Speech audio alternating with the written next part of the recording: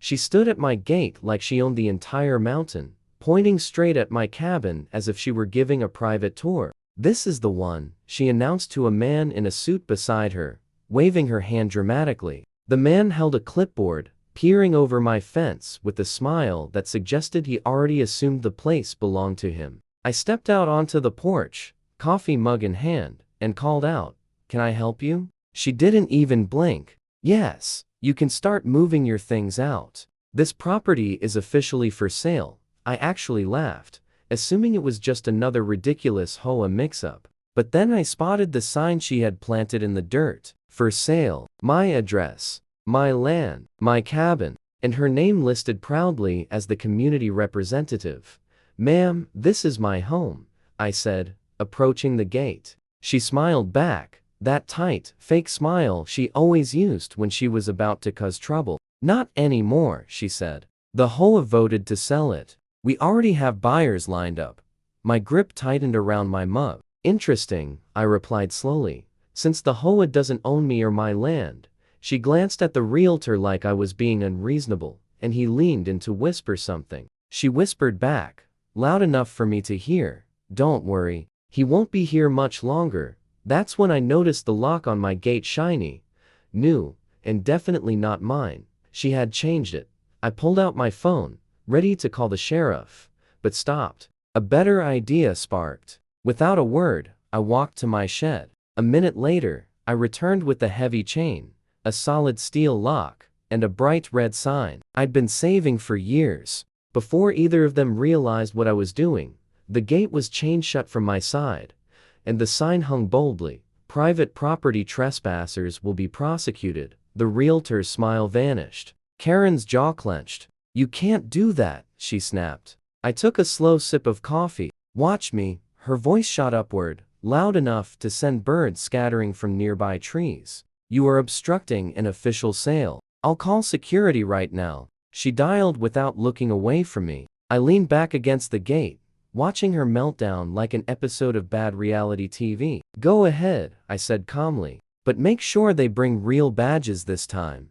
The realtor stepped back, his regret almost visible. "Ma'am, maybe we should." She waved him off before he finished. 2 minutes later, a dusty white SUV rumbled down the road, kicking up dirt. 2 men got out wearing uniforms with no patches and generic black boots. One had a flimsy badge clipped to his belt, the kind you could order online for $12.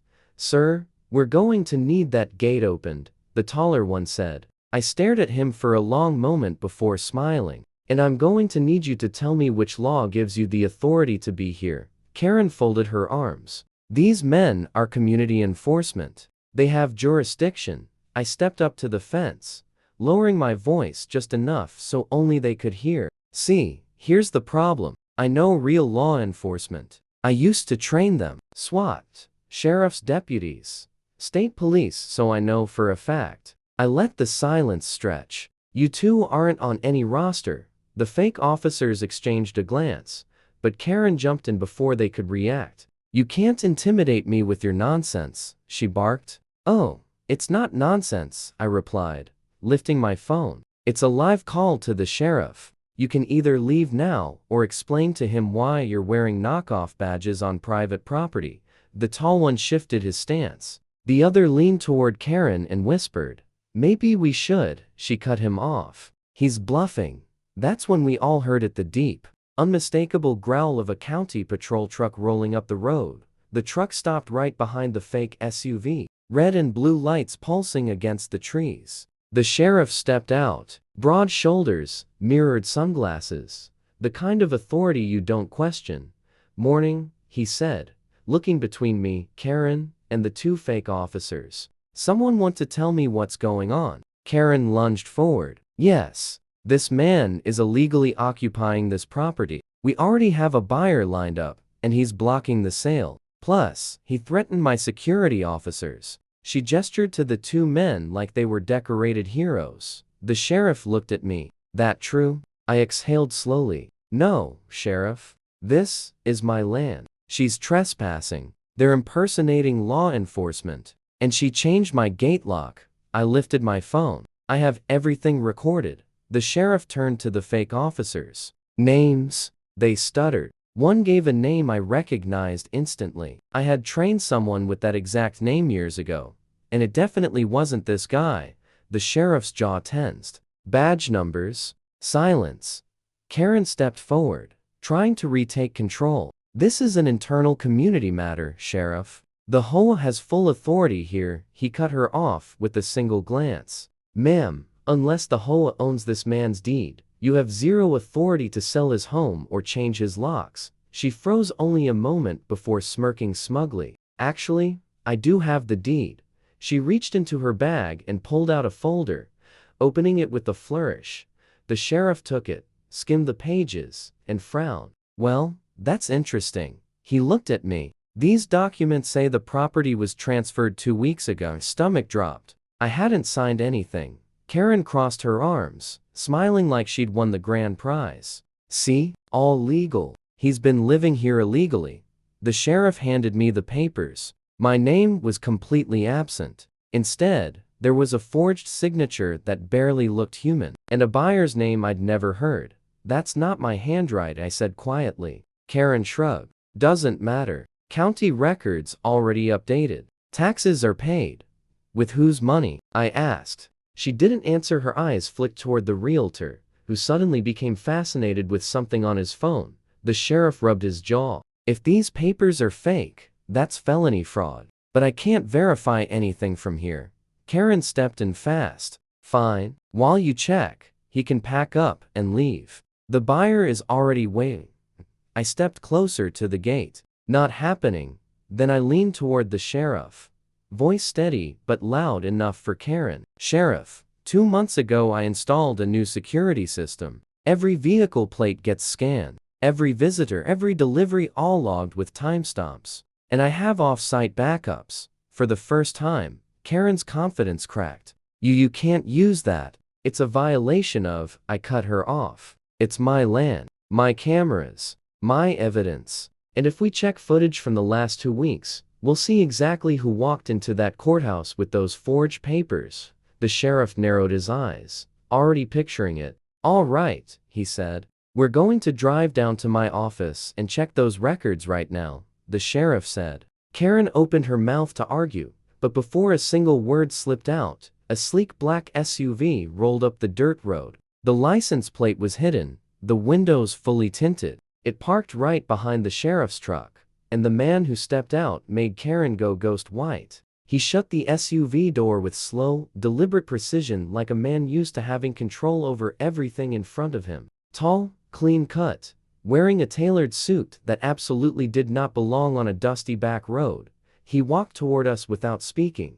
Karen's voice, loud and sharp all morning, suddenly fell apart. I didn't think you'd come in person, she stammered. He didn't respond to her. His eyes went straight to me, cold, calculating before turning to the sheriff. Officer, he said smoothly, this doesn't need to get complicated. We have paperwork. We have rights. Let's handle this privately. The sheriff tilted his head. And you are? The man pulled out a thin leather wallet and flipped it open. Not a badge. Not an ID. Just a business card with the gold-embossed logo Arlo and Steel Holdings. I'd never heard of it, but Karen's nervous glances told me she knew exactly who he was. I stepped forward. So you're the buyer? His lips curved into something that wasn't quite a smile. Let's just say I represent the interests that want this property immediately. My grip tightened around the gate. Funny, I said, because I don't recall listing it for sale. Karen jumped in, trying to recover. Mr. Steele has connections, she said shakily. This is bigger than you know. If you move out willingly, you might even be compensated. Her voice tried to sound sweet, but the panic behind her eyes betrayed her. The sheriff's patience was thinning. Look, he said firmly, either this deed is legitimate, or it's not. And until I confirm it, nobody goes past this gate.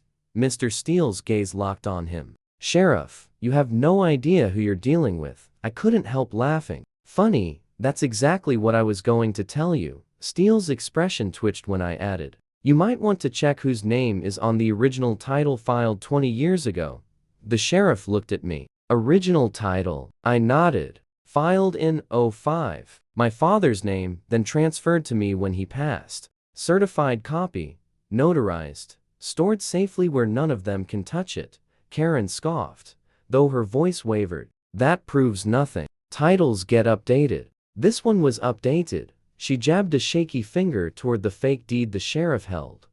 I leaned in slightly so Mr. Steele could hear every word. Here's the problem with your plan. You paid for a deed from someone who didn't own this place. When that comes out, it won't be me facing charges, it'll be you. The sheriff's radio crackled. Dispatch to Unit 4. We pulled courthouse security footage from 2 weeks ago. Suspect entering with the property transfer paperwork is female, mid-50s, short blonde hair, floral blouse. Every gaze slid to Karen. She froze. That's not me. I wasn't even there. But the sheriff was already walking toward his truck. We'll confirm. And if the footage matches, we're adding impersonation, document fraud, and illegal lock tampering. Steele rounded on her, voice sharp and low. You told me everything was clean. You said he was a squatter. Karen's face drained. He was supposed to be gone by now. I smirked. Sorry to disappoint. The sheriff returned.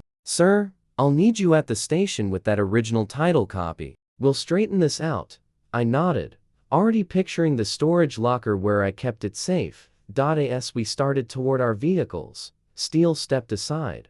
Phone pressed to his ear. Plan B, he whispered. Do it tonight. Those words, do it tonight, cut through the air like a blade. I froze mid-step, pretending to adjust my jacket while I listened. Steele's voice was calm, confident, deadly. I don't care if it's risky. Make sure the place is empty first. Then burn it. My stomach turned to ice. He wasn't talking about paperwork anymore. He was talking about torching my cabin. Karen saw my face and quickly looked away, fidgeting with her blouse. That told me everything. She knew. She wasn't going to stop it. The sheriff noticed my expression. Something wrong? I glanced at Steele just as he pocketed his phone and smiled like nothing happened. Everything's fine, Steele said quickly. Let's just resolve this. I made a choice. I wasn't saying anything here, not with Karen and Steele standing right next to me. I'll follow you to the station in my truck, I told the sheriff. He nodded, then drove off. But I didn't head straight there. I took the back trail through the woods, the one that looped behind my cabin. From the trees, I had a perfect view of the road. 20 minutes later, a dark van rolled in, stopping far enough away to look suspicious. 2 men stepped out wearing gloves. One carried a red gas can. I crouched low, phone recording, as they headed toward my gate. They expected it to be open. When they saw the chain and heavy lock still in place, one pulled out bolt cutters. That's when I stepped out of the shadows and racked the pump on my shotgun. Not pointed at them, just loud enough to freeze their blood. Private property, I said evenly. And you've got about 5 seconds to explain why you're carrying gasoline. One man dropped the can. The other tried, and failed, to bluff. We're a maintenance. I raised an eyebrow. Maintenance doesn't show up at night wearing masks. I tapped my phone. Smile. You're already on 3 security cameras. I didn't need to call the sheriff. He had already doubled back, suspicious about how quickly Steele tried to leave. His patrol truck rolled in behind the van, lights flashing. Within minutes, both men were handcuffed. The sheriff looked at me. I'm guessing these 2 aren't your employees. I handed him my phone. And that's not even the best part. Play the voice memo. You'll hear exactly who sent them. By nightfall, Karen was arrested for fraud and trespassing. Steele was taken in for conspiracy to commit arson and property theft. Turns out Marlowe and Steele Holdings had been targeting older properties to flip illegally. Mine was the one they couldn't steal quietly. That night, as I locked my gate, I looked at the new sign hanging next to the chain. Protected landowner armed and dingy thought about my father, about the title he left me, and about the people who thought they could take it with forged papers and empty threats. I glanced down the empty road and muttered, I didn't fight for this country just to hand my land over to crooks. Then I headed back into my cabin, my home. My rules, knowing no one would dare touch it again.